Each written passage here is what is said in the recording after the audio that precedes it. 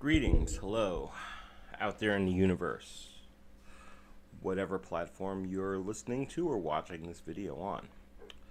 This is Jim, this is Civics of Freedom, and I would like to talk to you again about gun control and what's really going on and some of the scenarios that could very well play out and why this is so important.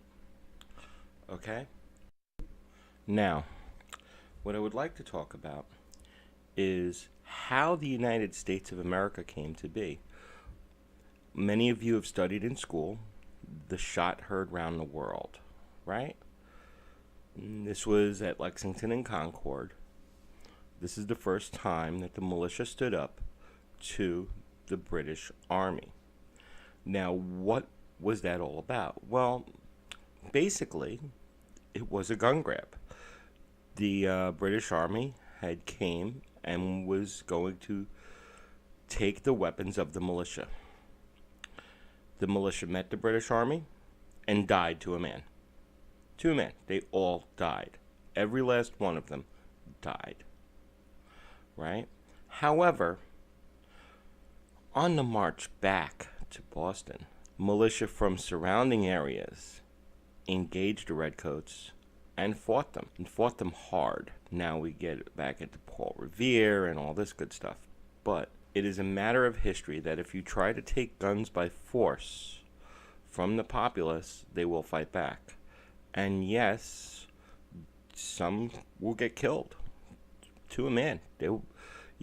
If you have a house, let's say you have a house and you have a bunch of people always in your house, as many homes in the country are. People congregate, right? You have your friends over, whatever, and everybody's got their gun buddies in there. And the ATF and National Guard comes to your door to confiscate your weaponry. More than likely,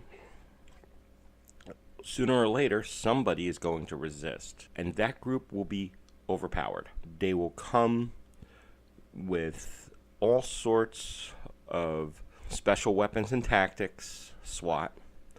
They will have armored vehicles because the police have been militarized. Remember, it's not just the disarming of Americans, it is the militarization of the police, okay?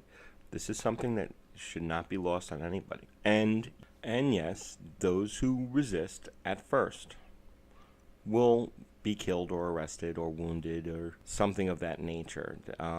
What'll happen is the door will be kicked in at 5 in the morning. They will use flash grenades. They will use smoke grenades. They will come with superior force, or what they believe to be superior force, based on their intelligence on the situation.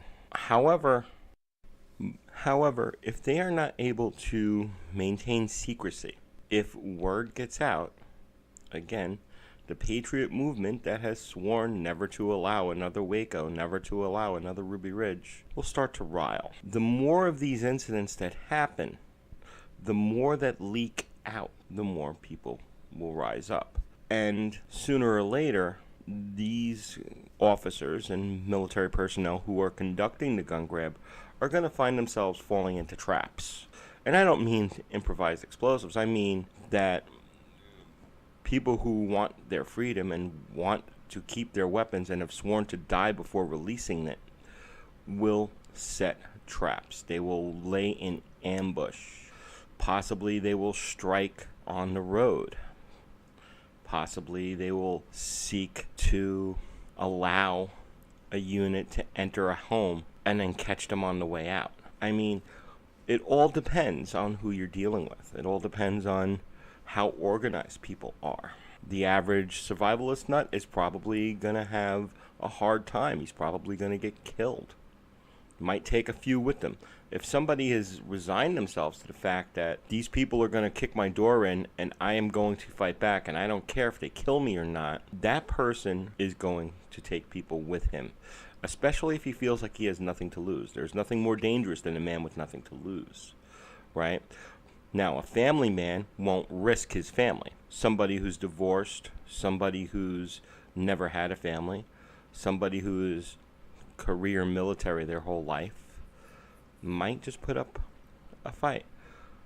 there is a good chance that they will come into a house that has been prepared to fight.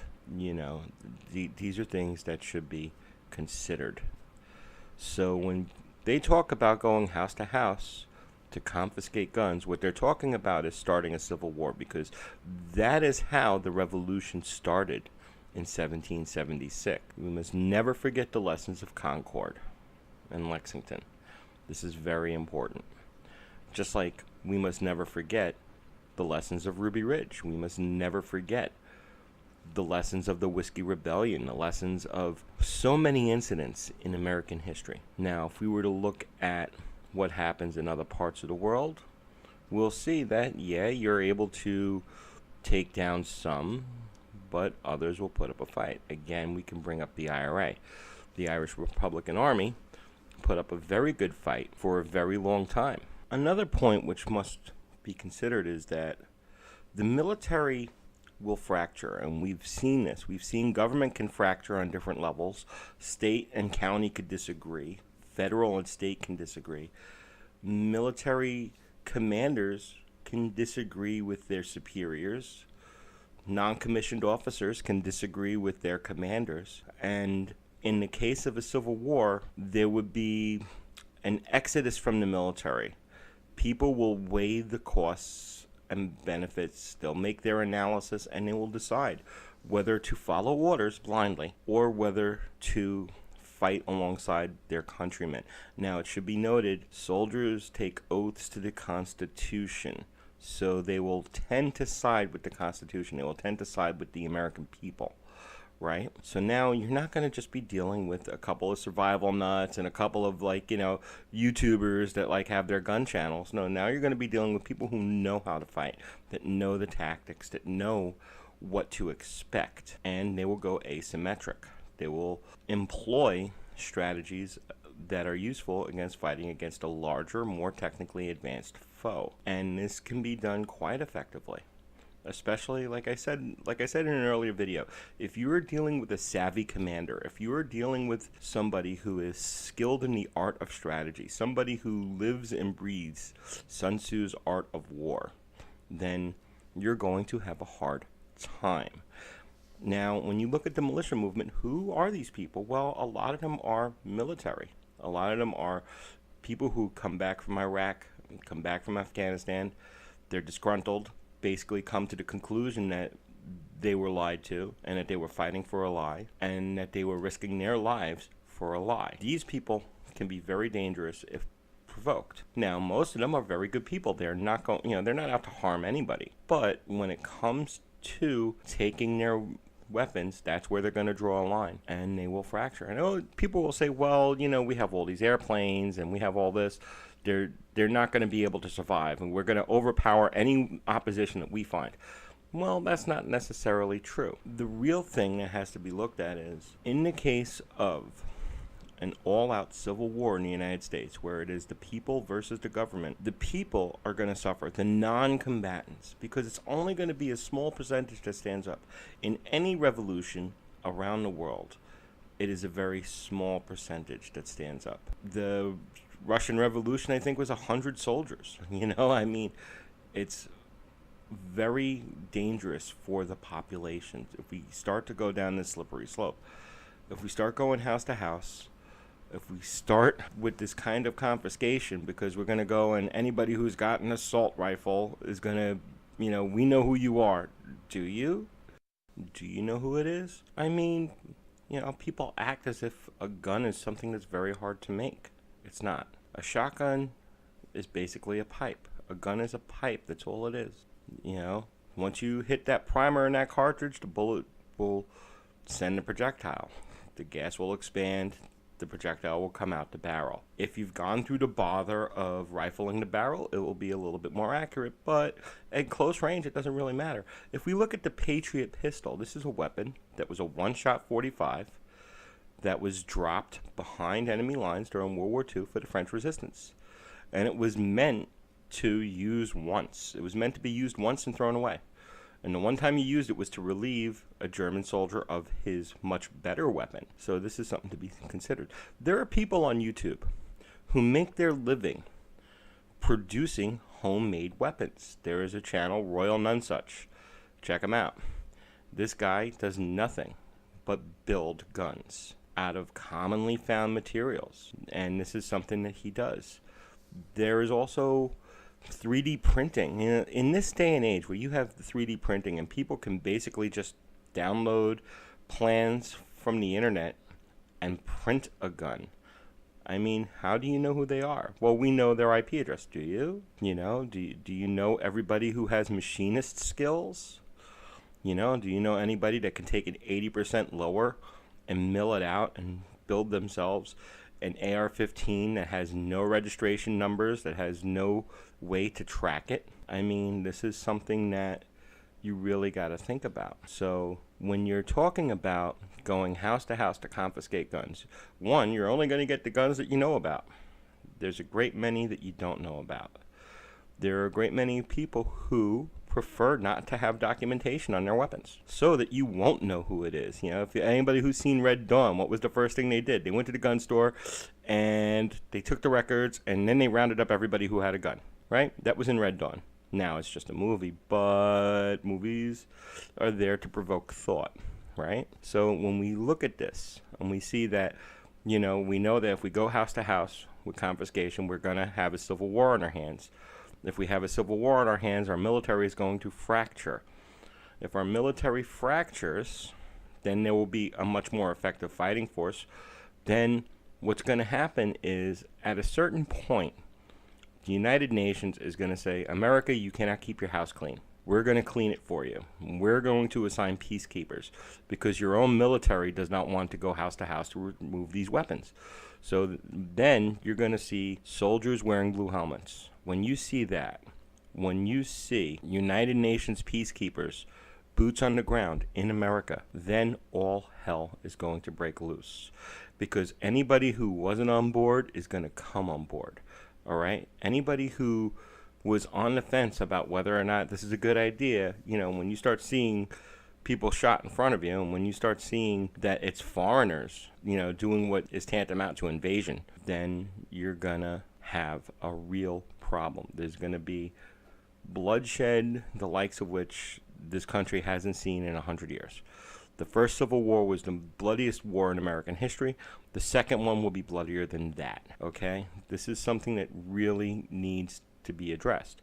If we're going to go down this path, and let's say that, the gun grabbers win. Let's say that you put all these arms manufacturers out of business. No more new guns are created. No new AR-15s, no new AK-47s, no new Thompsons. Well, there's still millions of them out there. What are you going to do?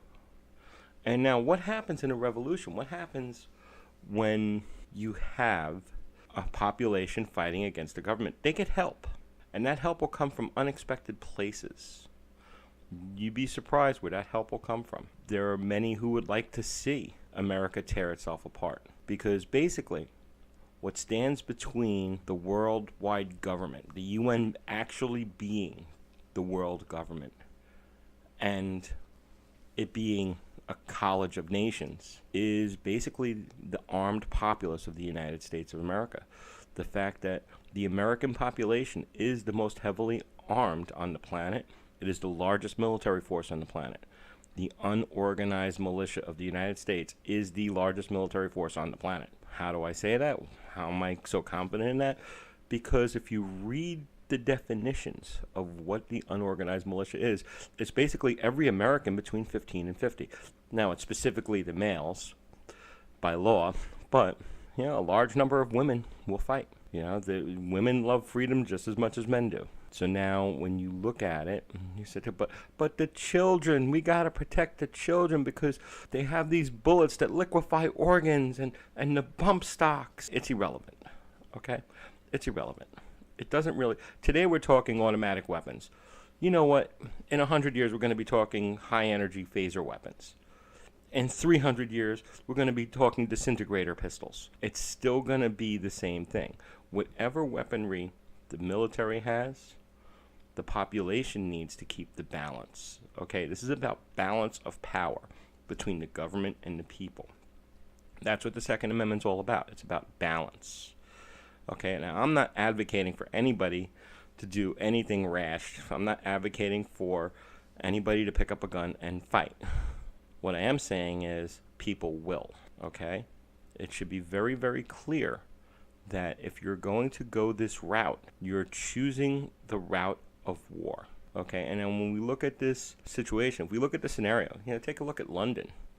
London's disarmed for the most part, but people are getting murdered there left and right. New York is far safer, and New York is not so disarmed. I mean, we have very strict gun laws here, but, New York has a camera everywhere and has one of the largest police forces in the world. There are more cops in New York City than some nations have military. That's why New York is safe. But if you think about it, if you really think about it, it's not going to be the little cities where you're going to have a real hard time with this. Most city dwellers are, for the most part, disarmed, except for the street gangs. The street gangs get their guns no matter what, and you're going to go after them? You don't even know what guns they have, and they are not going to care. Do you think the crack gang wants you interfering with their crack business? No, they don't. They will fight. They fight each other. They don't care. It's live or die for them. It's ride or die anyway. What do they care where the bullets are coming from? They don't. And you'll find they'll probably unite. It's kind of like in Dungeons & Dragons. Like, your characters go to hell and all the demons are like in a constant state of war, but they band together to fight you. Well, that's exactly what would happen. All these gangs will quickly come together because the enemy of my enemy is my friend, right? So there are things you really got to look at. Let's go, well, we got all this drones and all this stuff. Well, people have drones. Maybe they don't have Predator drones, but they can make them. It's not so hard. See, this is kind of why we're getting away from people having skill. People today, men today, have no nuts and bolts skills, and that's by design. Because if you are savvy enough, then you can build matching technology, right? If you are savvy enough, if you have machinist skills, you could start with a block of steel and come out with an AK-47, and the only person that knows about it is you, right? And these things are not so hard to do. For Christ's sake, a 12-gauge shell fits perfectly into a piece of 3/4 pipe. What are you going to do? Ban 3/4 pipe? People will simply take their gas lines apart. And this was done, I believe, in Burma. I could be wrong on that. I'd have to fact check myself. But this was done. There was something called a match rifle, where basically they took gas pipe, wrapped it up with some wire around it to reinforce the barrel, drilled a hole in the side, and they were using these like you would an old-fashioned black powder rifle. And they would light them with a cigarette, right? They would take a cigarette, put it to the hole, and that would ignite the gun. And if you look at Syria, you look at some of the weapons that were employed in Syria against armor. These guys were building ballistas. They were building catapults. Can you build a ballista today? Well, what is it? It's a spring. Where can you get springs? I don't know. Any truck has leaf springs. Kind of has the right shape already. See what I'm saying? If you have people who are mechanically inclined, they can build for people who are tactically inclined. If you have people who are not afraid to die, they can be dangerous. And we could find ourselves in the worst war America has ever seen. And this could have a number of ramifications that nobody is prepared to deal with. I mean, first off, a lot of people are going to get killed. Good men on all sides will die, all right? This is why I'm making these podcasts, because I'm scared. I'm scared that America is going to fall into a civil war. And I don't want to live in a country that's in the middle of a civil war. I mean, come on, I'm a smart guy. I know that if you're in a country that's at war with itself, you're probably not going to have a good time. Food is going to get scarce. Crime is going to go through the roof because the police are going to have a lot to do, and they're not going to be able to protect you. And then all these people who are screaming, we have to protect the kids. You think kids are getting killed now? Wait till they're fighting. Wait till it gets to the point where we're in a hot civil war. And then, like I said before, once we see UN troops on the ground, then all bets are off. Then there's not going to be an easy way out of this. There's not going to be coming to the table. And it's not going to be any organized group to negotiate with. That's the other part. It's not going to be like, dealing with the IRA when you can negotiate with Sinn Féin. There's not going to be that. You're going to have to negotiate with each pocket of resistance. There will be a rifle behind every tree. This is why America has never been invaded, because to invade America is foolhardy. It's foolhardy. There's a rifle behind every tree. The Japanese had no problem invading a numerically superior force because they didn't have to deal with that. But they wouldn't come here, right? In World War II, they wouldn't come here. They invaded the Aleutians, but they didn't invade mainland America. They thought about it. and I thought it was a bad idea because it's a war that it's really hard to win because the numbers matter. You're talking a country that's got, what, 300 million guns? Really? You're going to confiscate 300 million guns? I don't think so. You'll try, and that is going to get war. War the likes of which nobody's ever seen, okay? And we're not even going into some of the other issues here. In my next podcast, I'll start talking a little bit more about what forms militias can actually take and why they can be so dangerous and why civil war must be avoided at all costs. You don't go poking the bear. Okay? Well, that's it for this episode of Civics for Freedom. If you enjoy this content and you would like to support this channel, please make a donation to the Patreon account or to one of the cryptocurrency wallets that are below in the description. Because, quite frankly, monetization isn't what it used to be, and without your support, it would not be feasible for me to do this every day. I would like to do this every day, but I need your help to do it. So, if you like this content, please subscribe, share it, send it around. So with that, everybody have a good